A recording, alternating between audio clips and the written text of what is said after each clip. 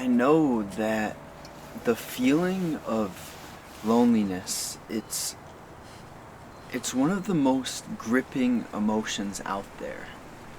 A few years ago, when I was, as everyone sort of goes through this phase of moving through high school into college, that's like the period where you usually start to figure things out, or figure out that you don't have things figured out.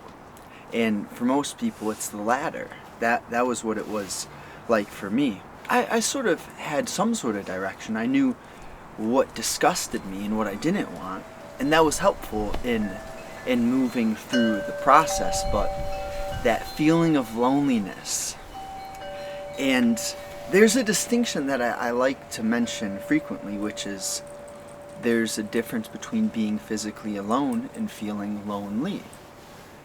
There are many people who have learned how to enjoy solitude. And I'm not saying that solitude is the only way, that it's the best thing. But in the correct proportions, it's actually priceless to learn how to feel alive while being physically alone.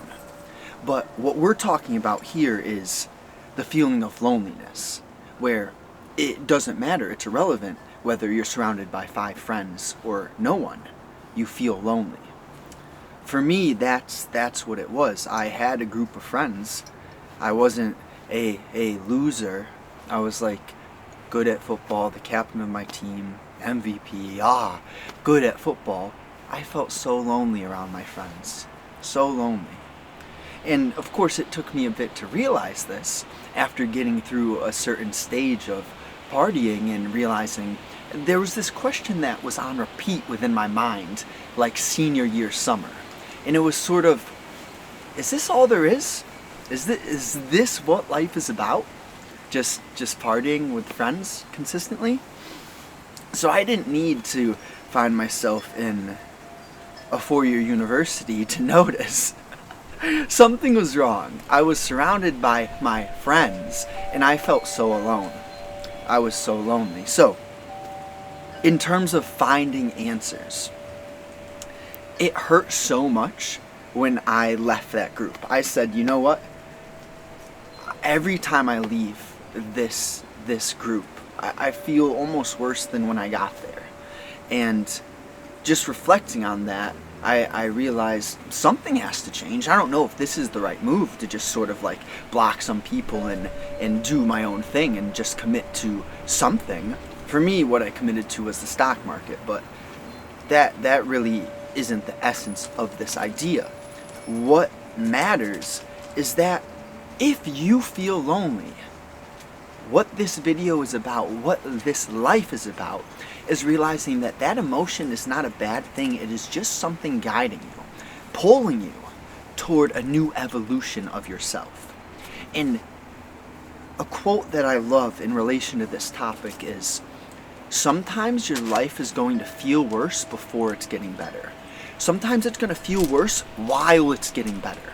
Because when I step back and remove myself from that old environment, it felt worse than that actual feeling of loneliness. I went from feeling lonely to feeling lonely and being physically alone. But in that period, things were actually initiating. So it's not that this is so simple. It's not that it's complicated either. There's just a lot of nuances. And what I would say, if you're feeling lonely, you sort of have to make a distinction. And that distinction essentially starts with, is what I'm doing right now something I can see myself doing forever and actually love myself and respect myself if I'm doing this certain thing forever?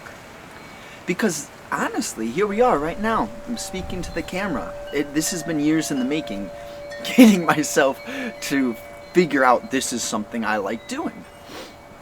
My younger self, the lonely self, would have never predicted that I'd be here talking to a camera and absolutely loving it. So that's the point right there, is if you're feeling lonely, ask yourself that question. Is what I'm doing, is the context of my life right now, am I fulfilled? Is this something I could see myself doing years down the road? Because if it's not, it's not a bad thing. It's a beautiful thing because you're being guided toward a new action, a new version of yourself. And more often than not, pain, tough, challenging, low frequency emotions are going to be that guiding light which pulls you out of what you're not supposed to be doing.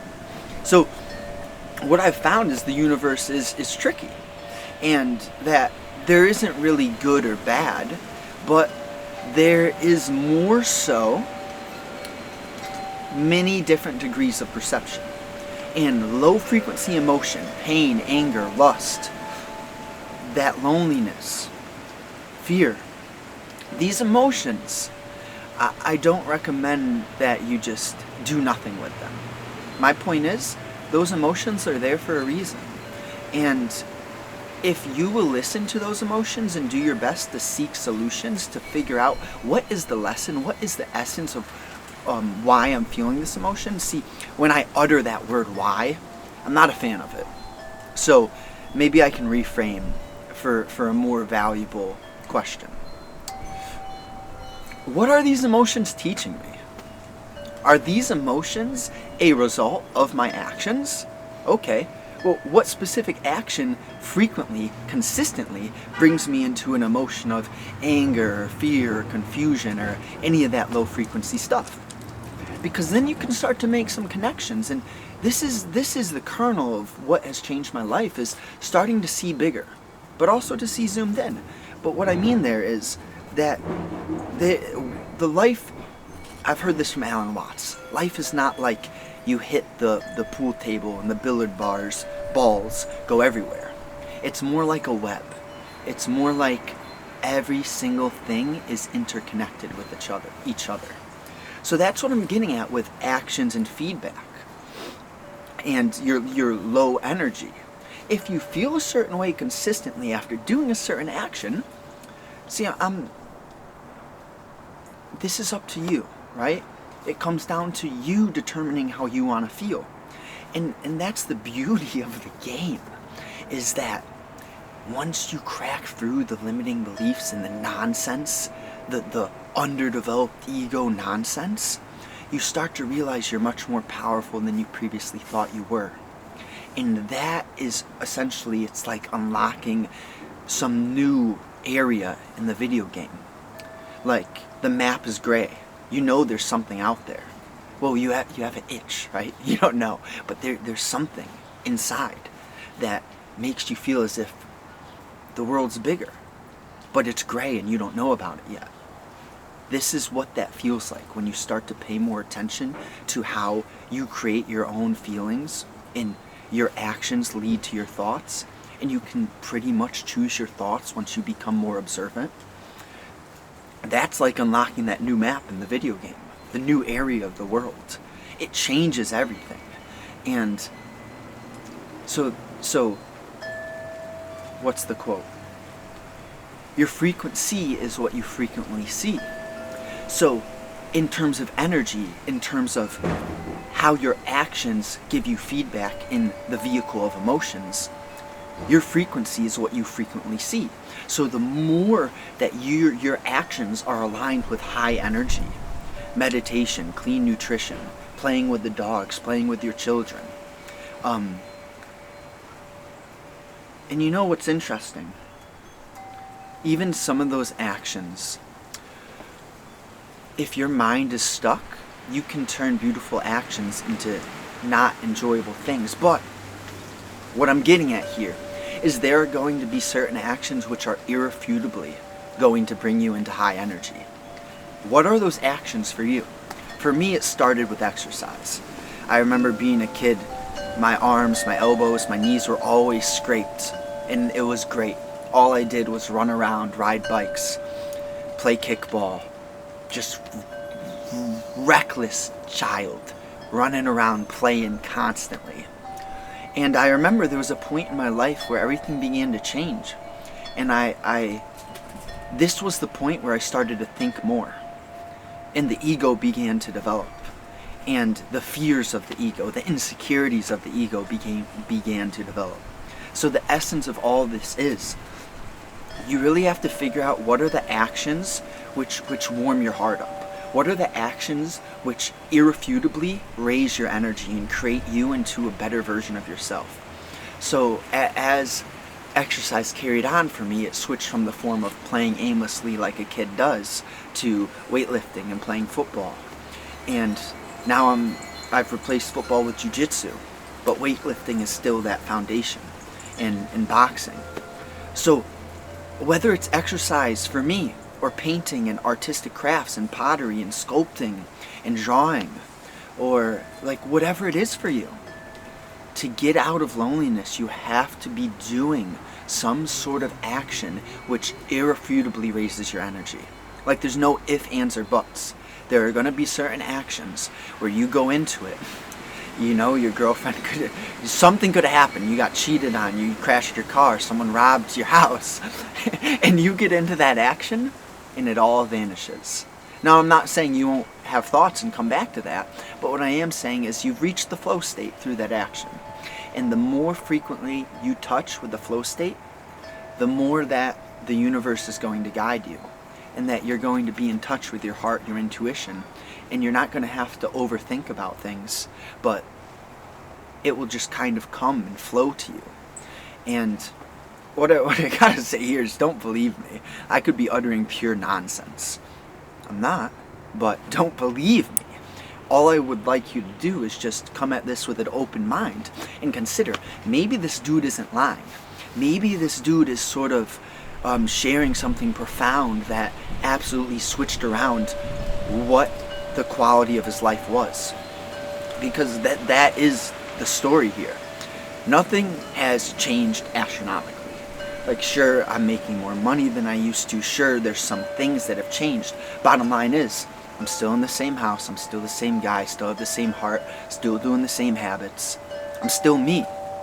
But my whole life has changed ever since I've became more aware to the fact that I can direct how I feel through my actions, through my intention.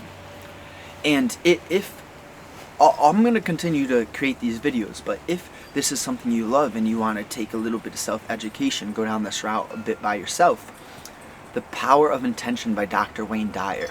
A beautiful book that'll get you started on this route. And again, no one can do this stuff for you. Well, I didn't say that before. That's just something I say a lot. Nobody can do the work for you. And I think that's it. You know, you can look at that from two different angles. One angle could be like, oh man, I wish someone could do the work for me. Another angle could be, wow, it's kind of powerful how much my actions, my choices, how much control, see, I don't like that word, I was looking for a different word than control, but how much I can direct my life. Now, of course, today I walked out my door and my cat killed the chipmunk. Chipmunk had his mouth full, you know, when they got their cheeks big and full. My heart hurt for a moment. And then I sort of immediately had to reroute and say, sometimes the universe can be raw and rough, and what matters is the chipmunk is not in pain.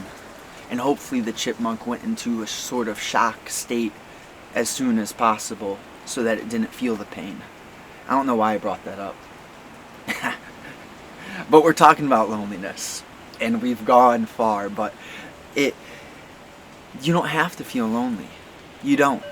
And that's why I'm making this video, because there might be someone like the younger Justin who's feeling lonely right now, and all I want to tell you is, I promise you it can get better. I'm not going to say it just magically gets better. You have to put in the work. You have to put in the work. And practically, most practically, if you want something detailed to start putting in the work and feeling better about your days, I would simply say, this may not be for everyone, but for me, personally, ever since I started waking up earlier, 3 a.m., my days feel better. So if you can start to push your wake up time earlier, you wake up on point, you know what actions to get into, you don't touch the phone. Don't touch the phone in the morning. You wake up early, you get into some exercise, some writing, something creative that gets you into that flow state I was mentioning, it's inevitable that your days are going to get better. And then throughout your days, I promise you. See, I'm on Twitter, 10K on Twitter, on social media, clearly. But I don't use the phone. I don't use the phone for the distractions, because I realize that's one of the biggest pain points in my life that creates the loneliness, that comparison that comes through social media. So I'm not saying don't learn from others. I'm not saying don't use social media. I'm saying if you're going to use social media, use it intentionally in the middle of your day after you've done some good writing, some cleaning, some exercise, some business. Then you can go on social media.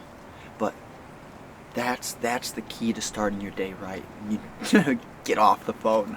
Get off the phone. So to anyone who's feeling lonely, you got this, right? You got this. It won't stay this way, and you truly have a lot of power in creating what you want to feel and what you want to become. You choose what you become. I promise you that. If this has brought you into a better state of mind, I do work one-on-one with individuals. Soon I'm going to have to put on a wait list because I can't take on too many people at once. So I have a couple client spots left, and if you're interested, I'll have my email in the description. Just shoot me an email with like the keyword session.